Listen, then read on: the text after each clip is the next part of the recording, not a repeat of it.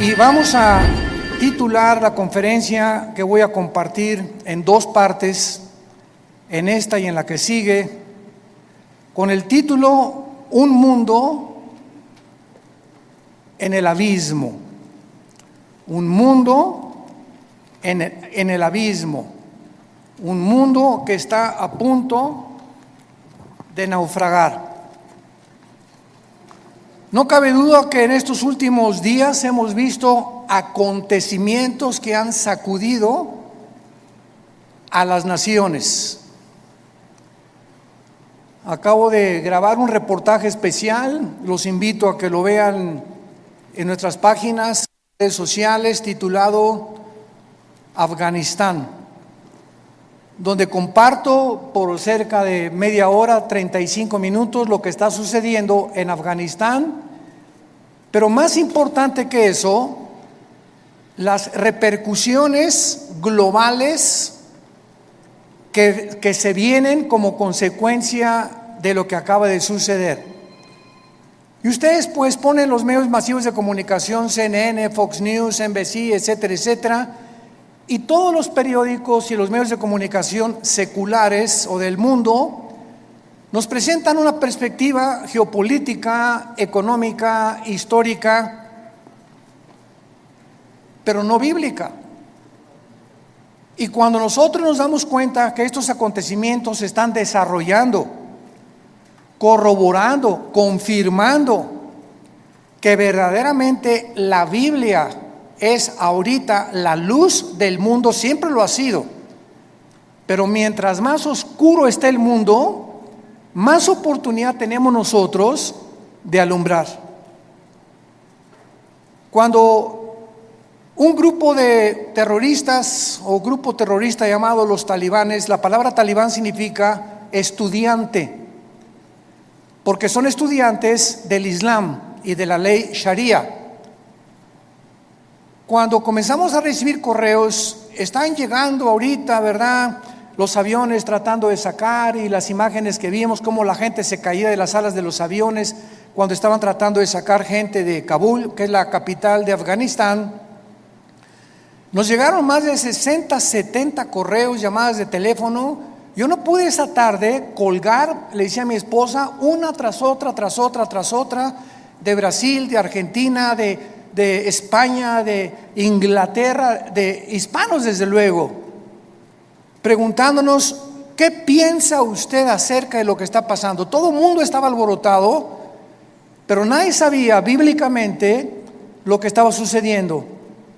Me puse a orar e inmediatamente comencé a tratar de recopilar la información que yo podía reunir para dar una conferencia al otro día, un reportaje especial para que pudiéramos los cristianos principalmente darnos cuenta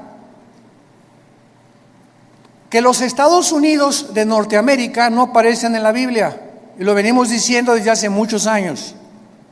Los Estados Unidos de Norteamérica, que tuvieron la supremacía política, militar y económica desde 1945, y que por más de 70 años jugaron el papel de policía, porque durante muchos años Estados Unidos estuvieron disque vigilando que no hubiera dictaduras o ayudar a las naciones que eran ocupadas por dictadores, luchar contra el terrorismo, como se inició desde el ataque a las Torres Gemelas.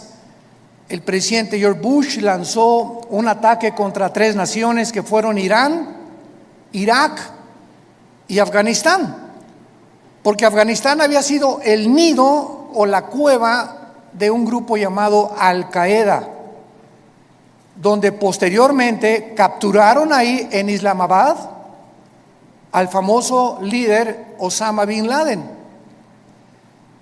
Y esta guerra contra el terrorismo, ¿verdad?, fue llevada durante los últimos 20 años, y finalmente nos damos cuenta que con la nueva administración actualmente del presidente Joe Biden, los errores tan grandes que han cometido ha hecho que ahora, con la actuación que Estados Unidos tuvo, le llaman ahora un tigre de papel.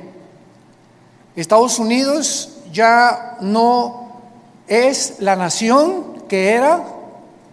Ahora China ya sabe que puede invadir Taiwán.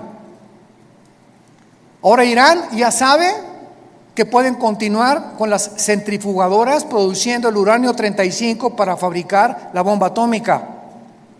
Ahora Irán ya sabe que lo puede hacer. Ahora Corea del Norte ya sabe que no tiene ningún impedimento para someter a Corea del Sur.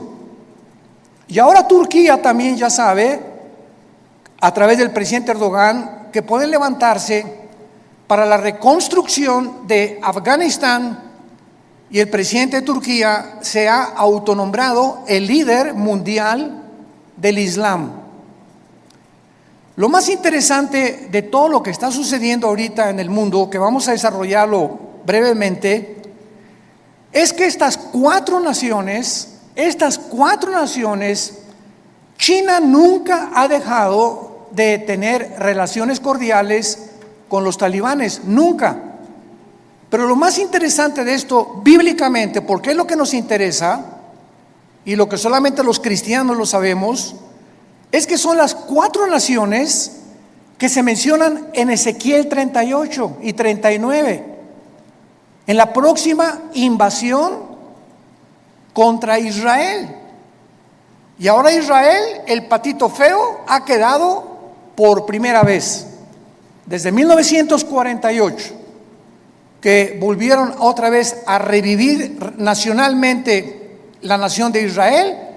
Ya no tiene quien los defienda, han quedado vulnerables. Y también los Estados Unidos de Norteamérica han quedado vulnerables, porque si Estados Unidos no aparece en las profecías bíblicas, y en esta invasión del capítulo 38 de Ezequiel no aparece tampoco, significa o que iba a caer económicamente, o que iba a comenzar a corromperse interiormente, como dijo Abraham Lincoln. Estados Unidos no va a caer fuera por sus enemigos. Si Estados Unidos cae es porque se corrompió internamente.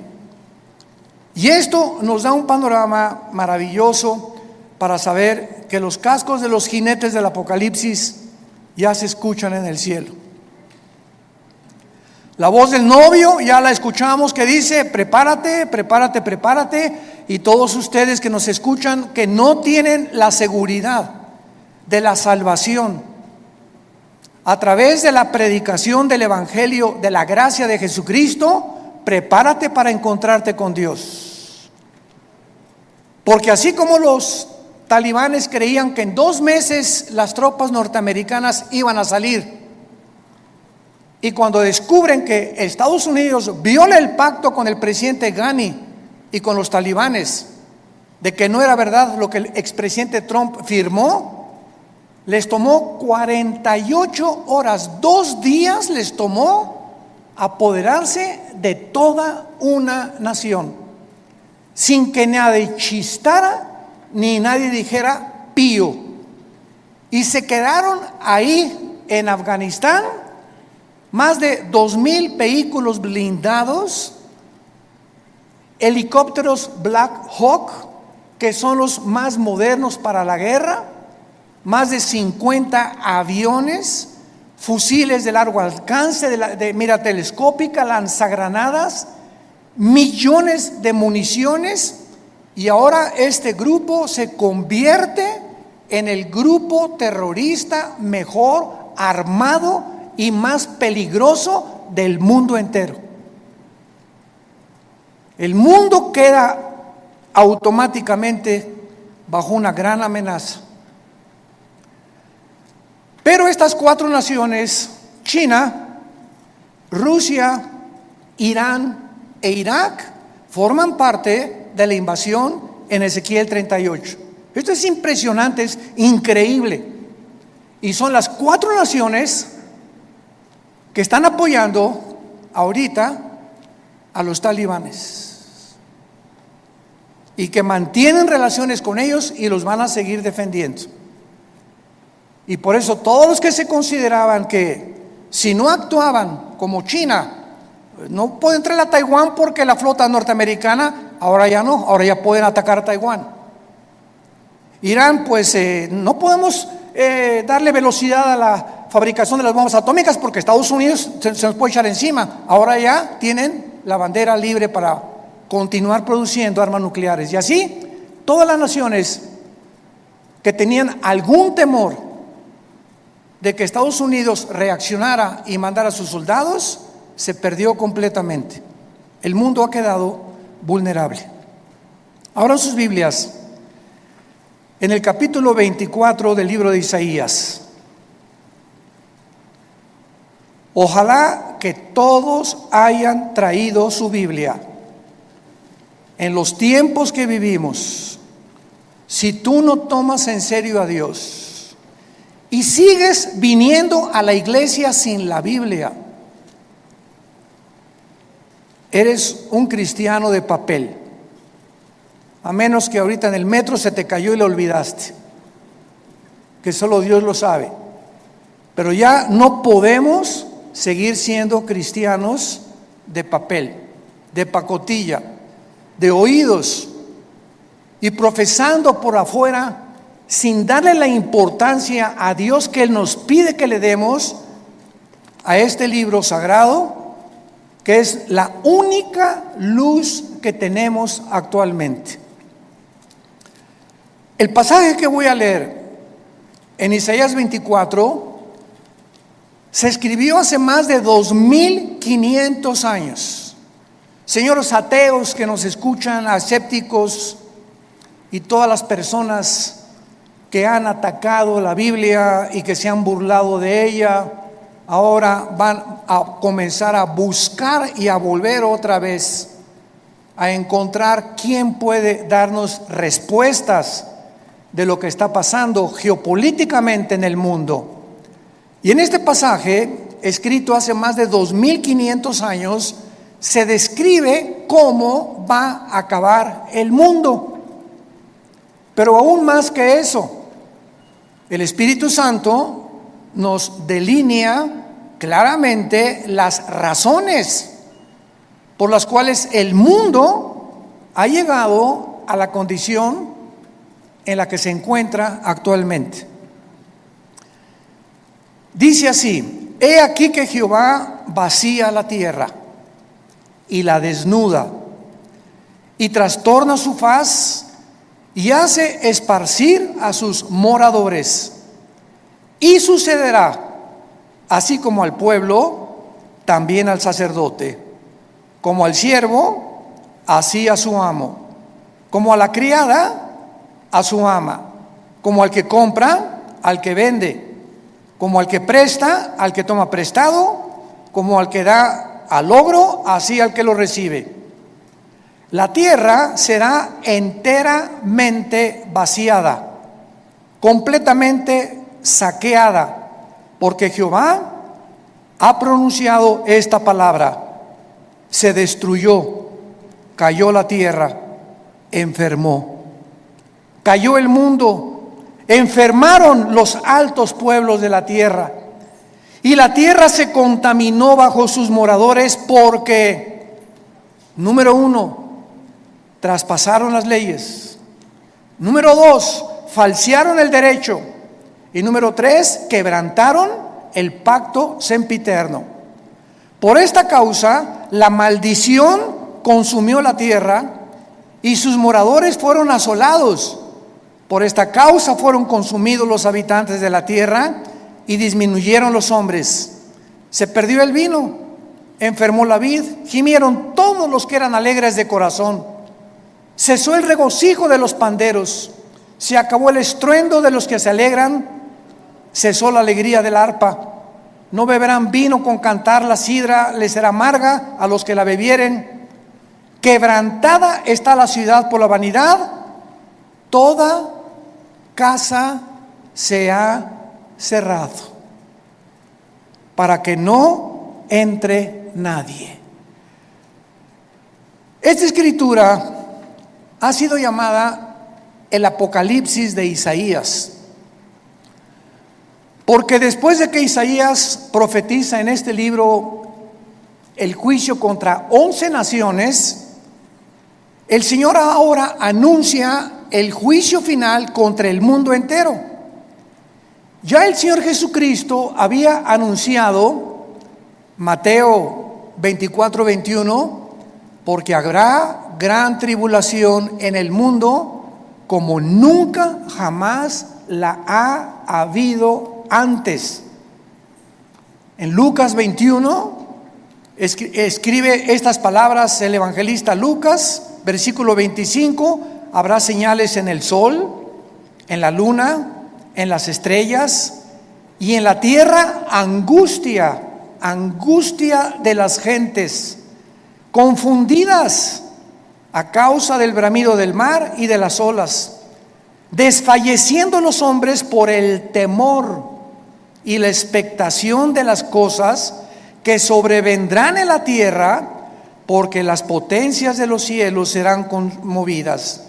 Versículo 34: miren también por ustedes mismos, que vuestros corazones no se carguen de glotonería, embriaguez y de los afanes de la vida, y venga de repente sobre vosotros aquel día, porque como un lazo vendrá sobre todos los que habitan sobre la faz de toda la tierra. Velad pues en todo tiempo, orando que seáis tenidos por dignos de escapar de todas estas cosas que vendrán y de estar en pie delante del Hijo del Hombre. Regresando al pasaje de Isaías, encontramos en los primeros 4 versículos 3 puntos importantes acerca del juicio de Dios. En primer lugar, dice el versículo 1: he aquí que Jehová vacía la tierra y la desnuda, la trastorna y hace esparcir a sus moradores. En primer lugar, encontramos que va a ser Dios y su Hijo Jesucristo, como lo vamos a ver a continuación, los agentes que van a juzgar al mundo. Esto es absolutamente obvio y lógico, ya que Dios es imposible que juzgue a alguien que no merece. Es imposible que Dios mande una maldición sin que los que reciban la maldición se hayan hecho merecedores de lo que recibieron. Porque todo lo que sembramos, todas las decisiones que tú has tomado en tu vida, todas las cosas que has decidido en tu vida, tienen consecuencias, para bien o para mal.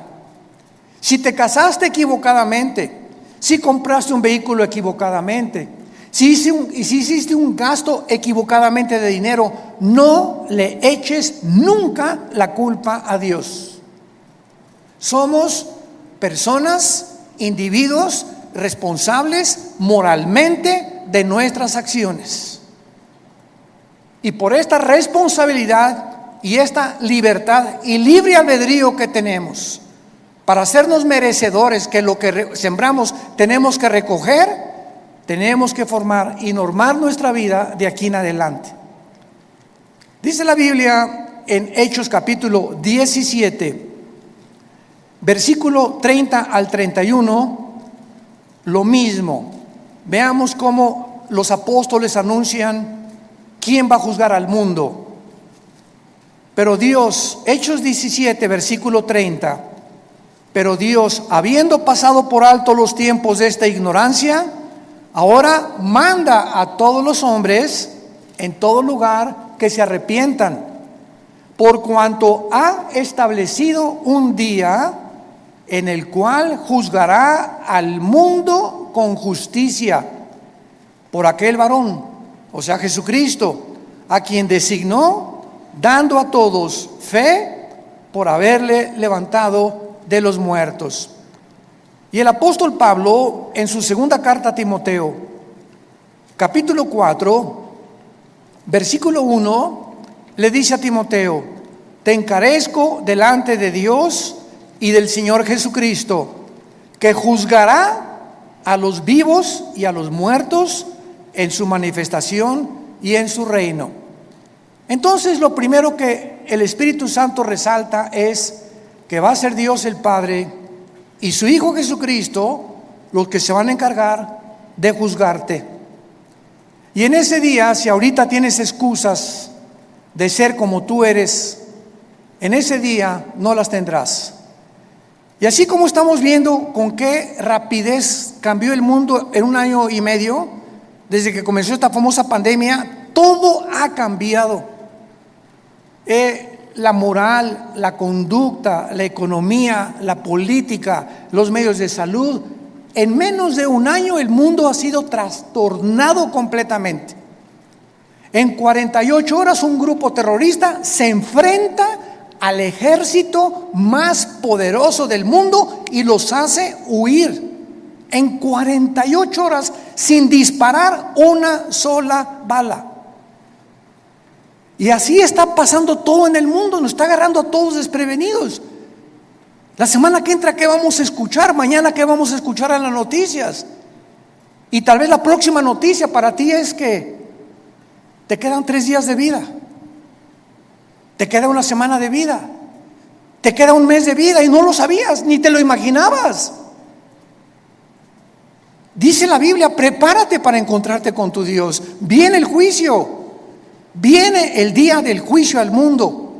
Tenemos que reaccionar y tenemos que arrebatar del fuego a nuestra familia, a nuestros amigos, y ahora más que nunca tener convicciones. Tenemos que ser cristianos de convicciones. Si tú no tienes convicciones de la santidad y de la forma que debes de vivir, el mundo te va a jalar, porque la presión, como el imán, es más fuerte lo que te jala que lo que te sostiene. Y lo único que nos sostiene es la fe en este libro, es la obediencia a la palabra de Dios. Prepárense para que sean tomados por dignos de escapar todas estas cosas. Regresamos a Isaías. En el versículo 2 encontramos, en segundo lugar, que será un juicio universal.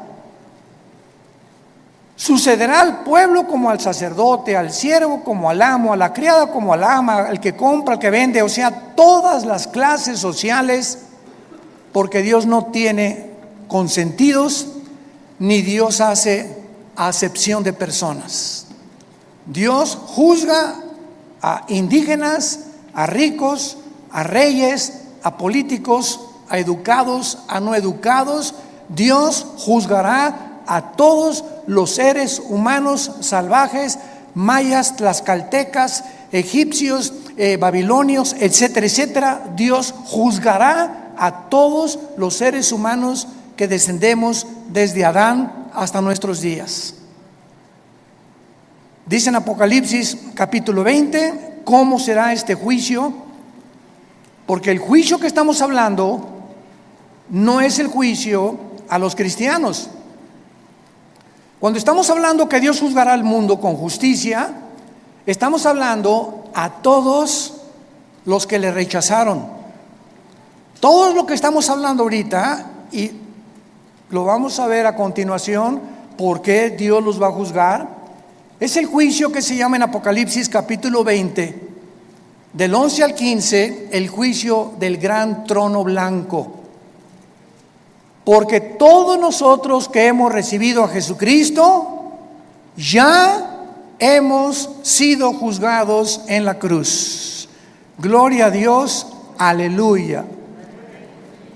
Ese hombre llamado Jesús de Nazaret, que murió y abrió sus brazos en esa cruz, llevó tu culpa, tu culpa, tu culpa y mi culpa.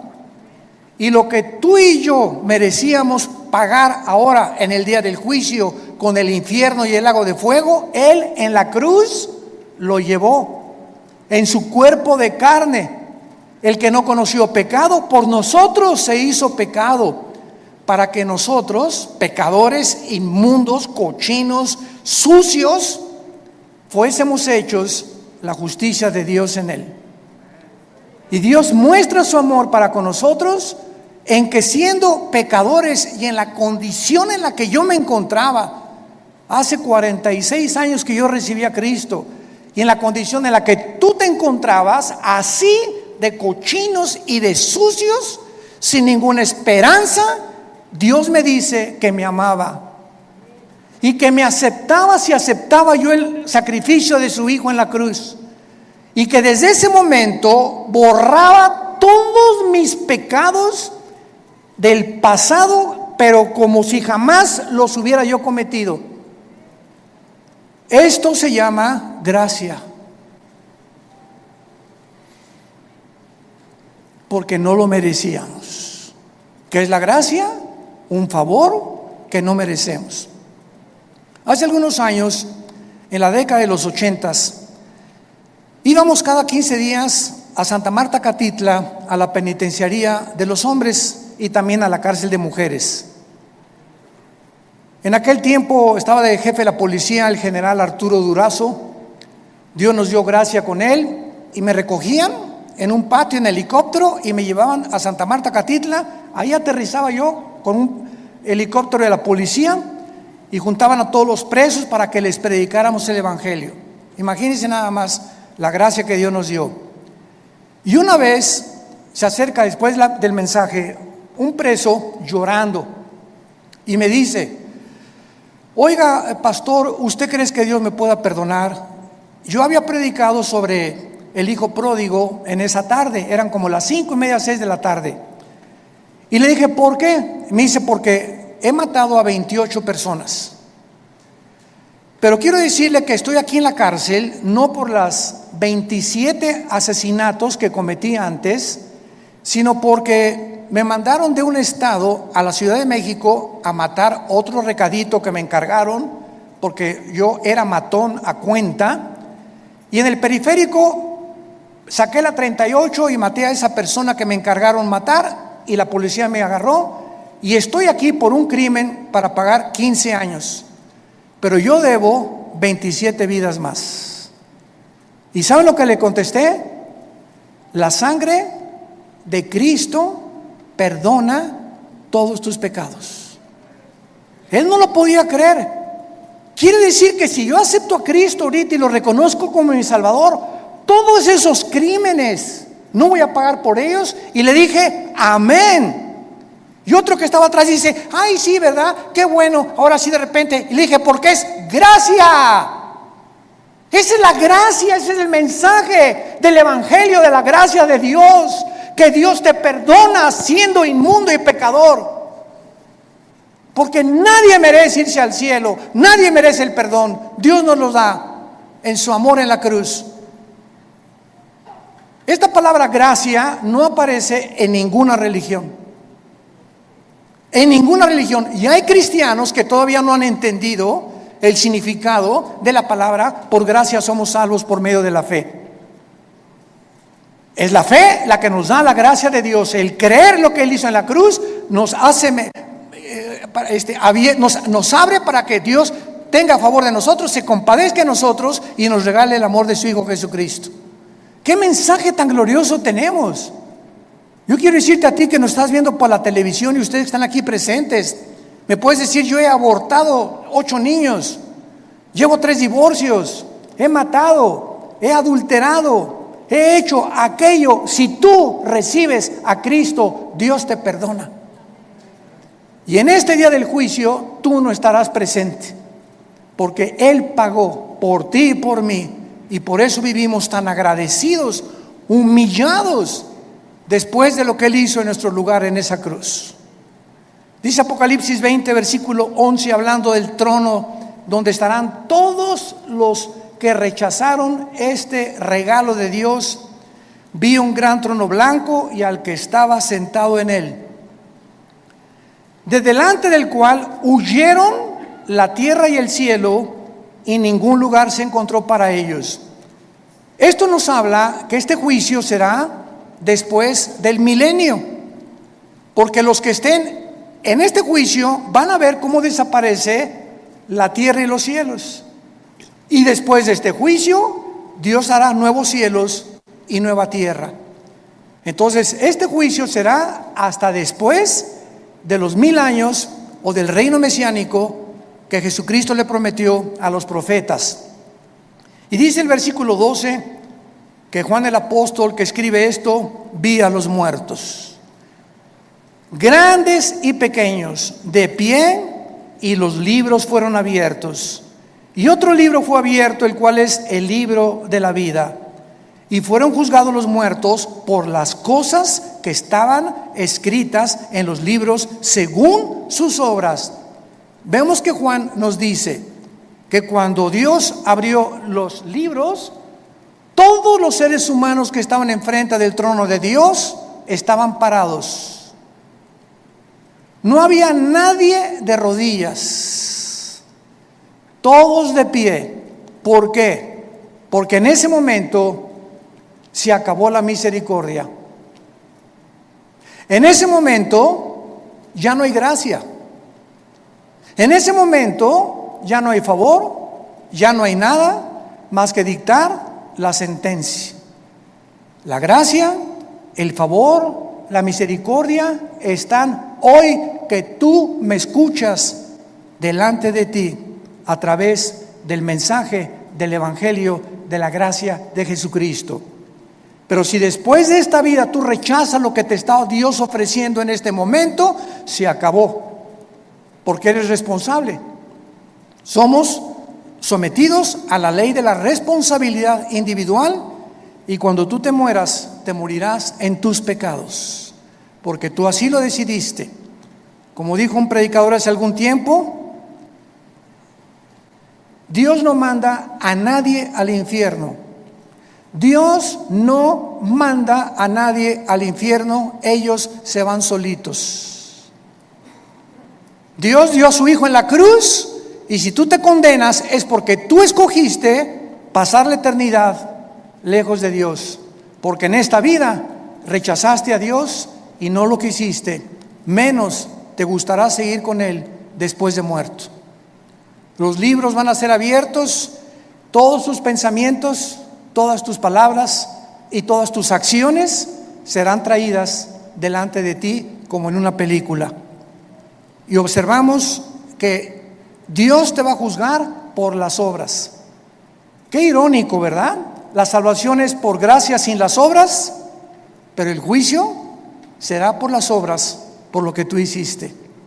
Y ahora, por lo que nosotros hicimos, Dios nos perdona, pero el día del juicio no lo vas a soportar. Y en tercer lugar, regresamos a Isaías 24, dice el versículo 3 y 4, que este juicio devastará completamente el mundo. La tierra será vaciada, versículo 3, Isaías 24, completamente saqueada. Jehová ha pronunciado esta palabra: la tierra se destruyó, enfermó, cayó el mundo, blasfemaron los altos pueblos de la tierra, y la tierra se contaminó bajo sus moradores, porque traspasaron las leyes, falsearon el derecho y quebrantaron el pacto sempiterno. Estas características del versículo 4 ya las podemos ver. ¿En qué planeta estamos tú y yo viviendo? En un planeta donde el aire ya está contaminado. Las frutas, las cosechas, la agricultura, los campos están contaminados. El mar inmensamente contaminado. La comida contaminada. Todo a nuestro alrededor es un mundo contaminado. Y lo más interesante que vamos a descubrir a continuación es que ahorita las naciones, el efecto global y el clima, están luchando las naciones por mejorar el clima, sin que los líderes de las naciones se den cuenta, porque hay un velo en sus mentes que no pueden entender la realidad de lo que nos rodea. Creen que se debe pues a los hidrocarburos y esto y el otro, que tienen algo que ver, pero de acuerdo a la Biblia, la contaminación del planeta está asociada con nuestros pecados. Mientras más inmoralidad hay en el mundo Y mientras más maldad hay en el mundo, la tierra sufre igualmente que nosotros. Y esto lo podemos ver claramente para confirmarlo cuando Dios creó el paraíso o el huerto del Edén, donde todo era perfecto. ¿Se acuerdan?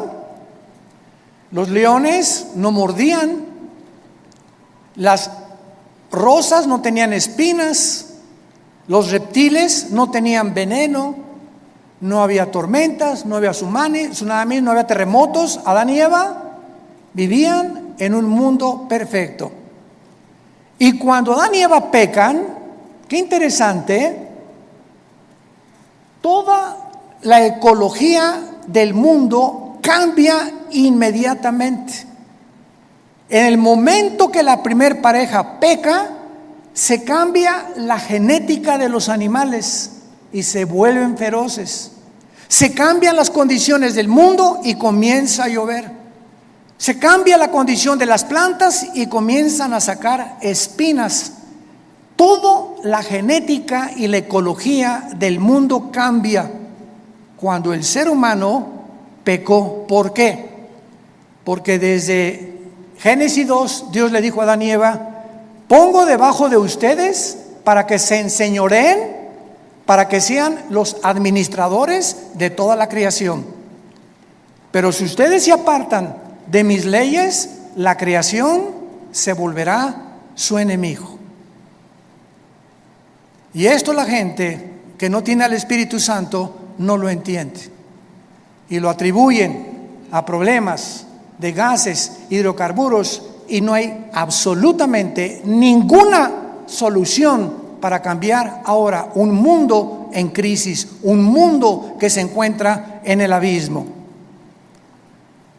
Ahora veamos a continuación las causas del juicio en el versículo 5 que acabamos de leer.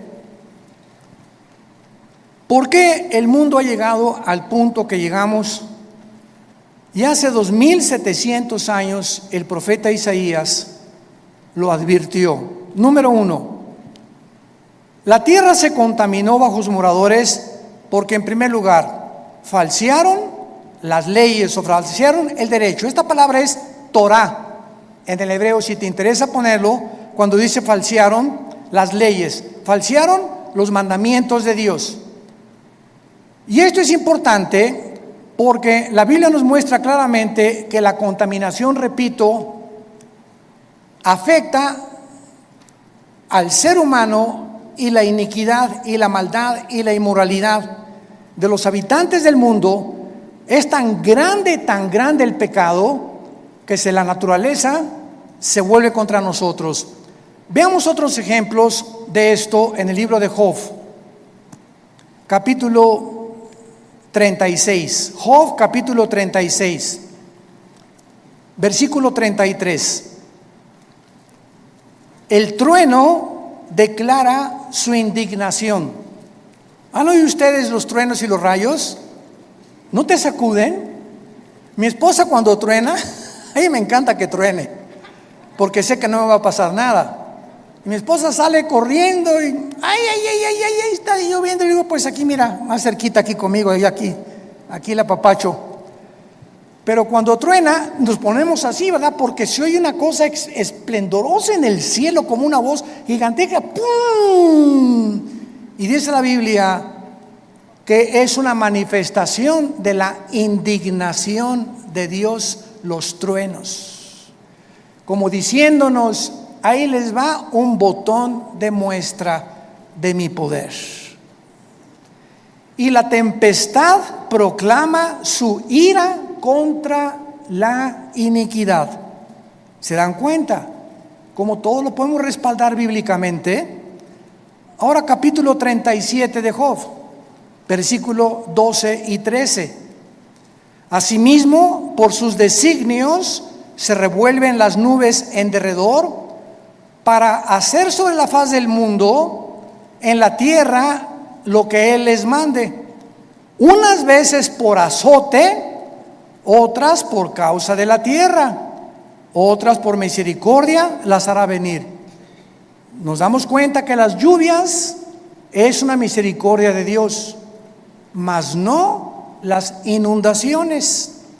Entonces, Dios hace llover muchas veces por misericordia de nosotros. Necesitamos tierra fértil que produzca, ganado que tenga que comer, que los ríos suban su caudal y su volumen y su nivel.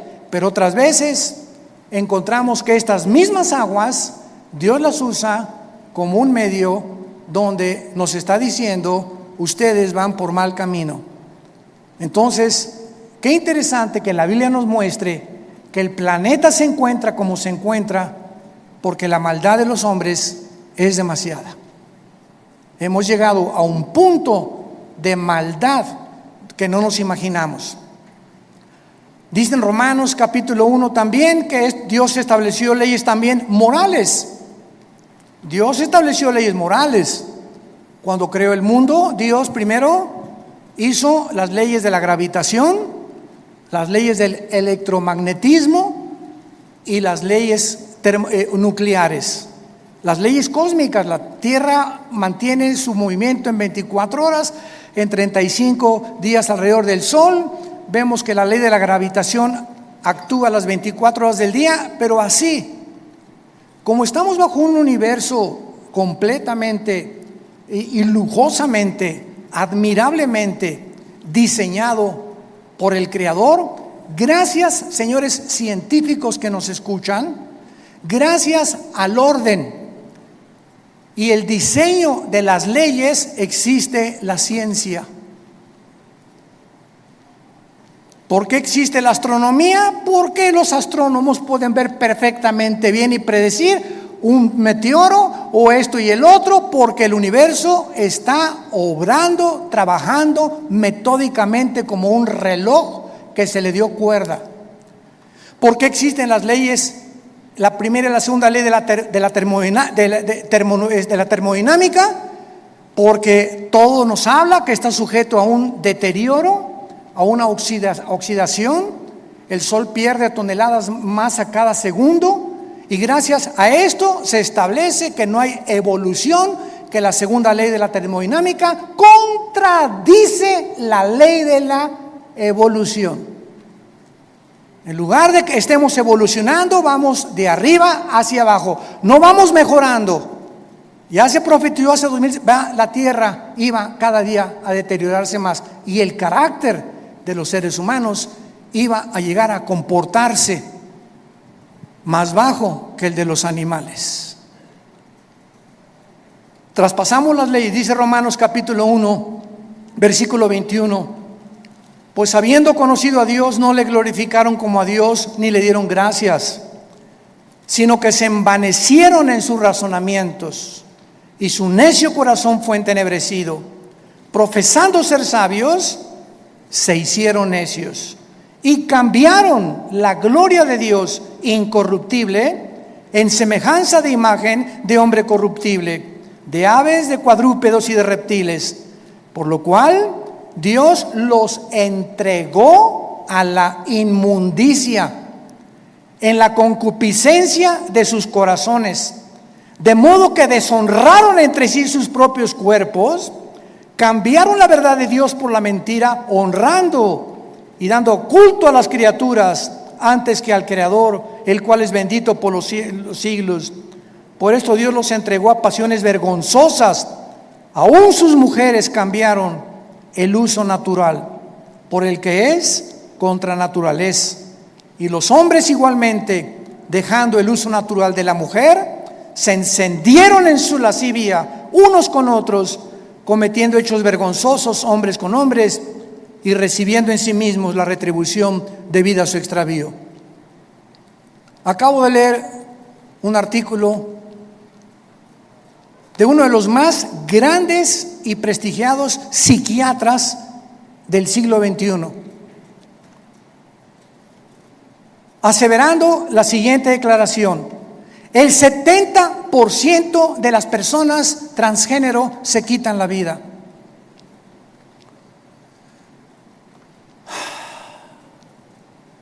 El 70% de las personas que intentaron cambiar la naturaleza con la cual nacimos, le dijeron a Dios: te equivocaste, yo no soy hombre, soy mujer, no soy mujer, soy hombre. Finalmente, cuando hacen la operación y la cirugía para cambiarse el sexo, en su alma son como Dios los creó. Y comienza una lucha interna, ¿soy o no soy? ¿O qué soy?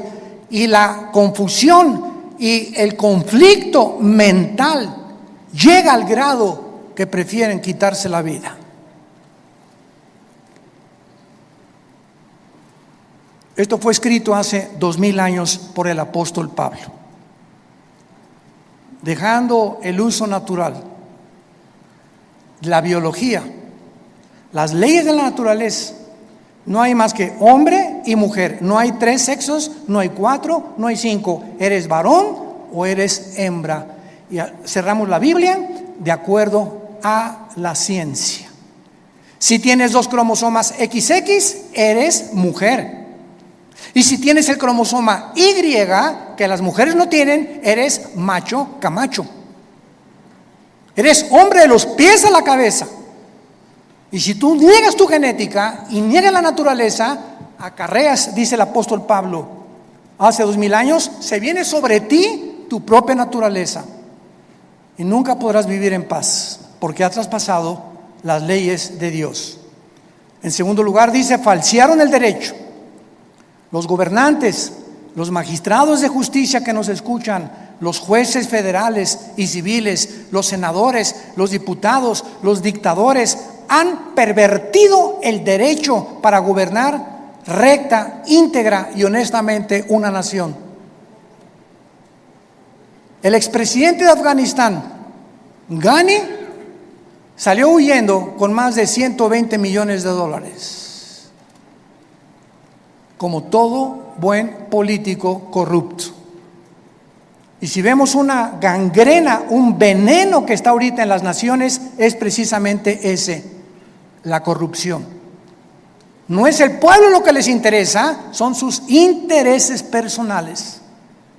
Me voy a llevar lo más que pueda del pastel en el poco tiempo que tengo que ejercer mi derecho, antes de que acabe todo. Y finalmente dice la Biblia, quebrantaron el pacto sempiterno para terminar. Quebrantaron el pacto sempiterno. ¿Cuál es este pacto sempiterno?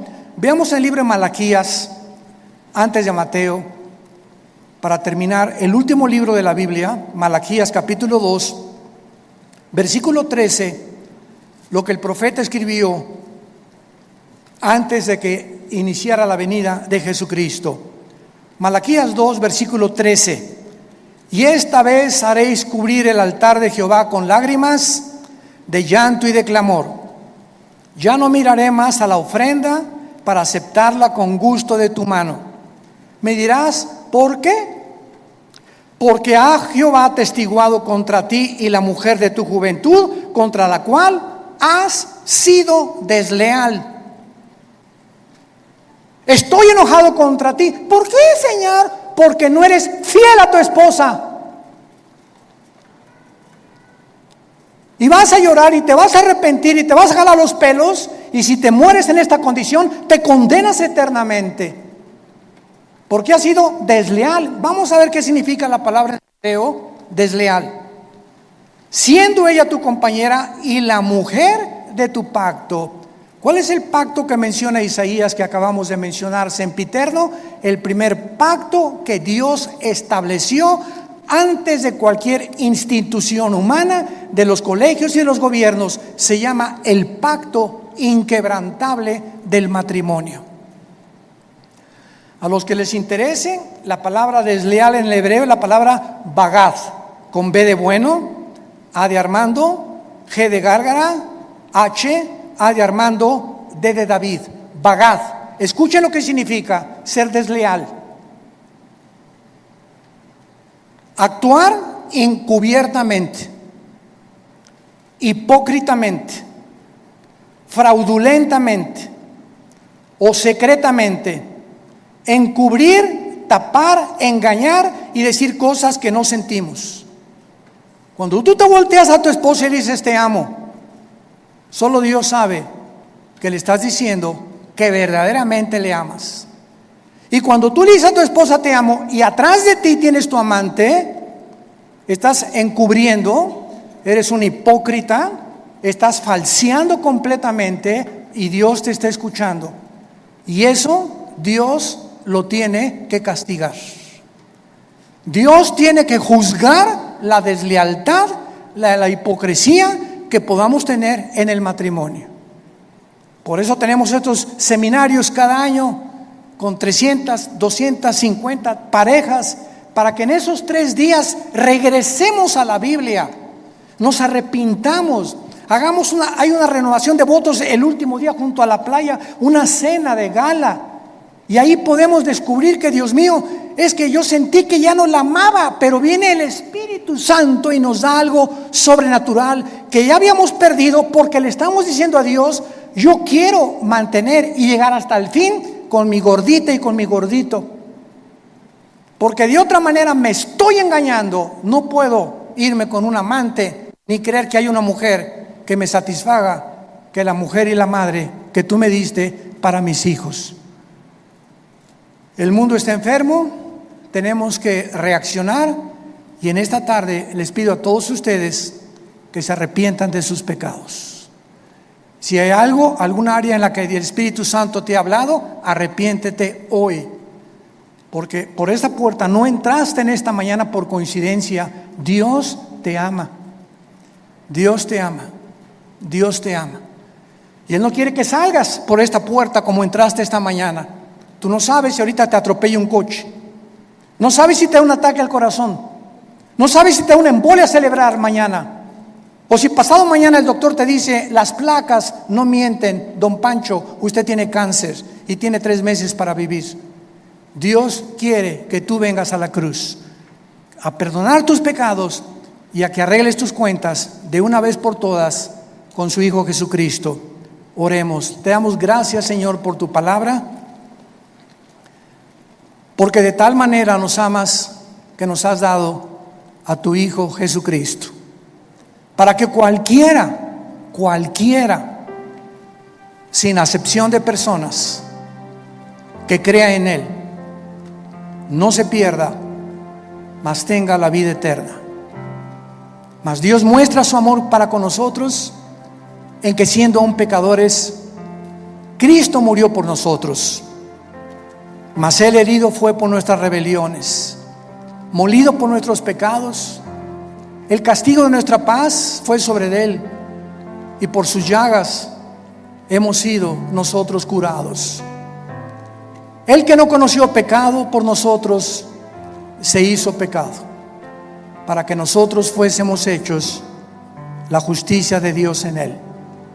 ¿Qué tengo que hacer?, me preguntarás en esta mañana, para arreglar mis cuentas para siempre con Dios. La Biblia dice: arrepiéntete. ¿Qué significa arrepentirse? Reconocer que has pecado contra Dios y que no puedes seguir viviendo igual. En segundo lugar, que no tienes el poder para cambiar, porque solo Dios te lo puede dar mediante la fe en su Hijo. En segundo lugar, creer que Cristo en la cruz pagó con su sangre por tus pecados. Y en tercer lugar, que a los 3 días resucitó de los muertos, para traer una esperanza eterna, inmarcesible, que nos está aguardando en el cielo el día que nosotros resucitemos. Dile pues: Señor, te pido perdón por mi vida, lávame con tu sangre preciosa. Te recibo, Jesucristo, en mi corazón como mi Señor y mi Salvador, y te doy las gracias por tan grande amor. Amén.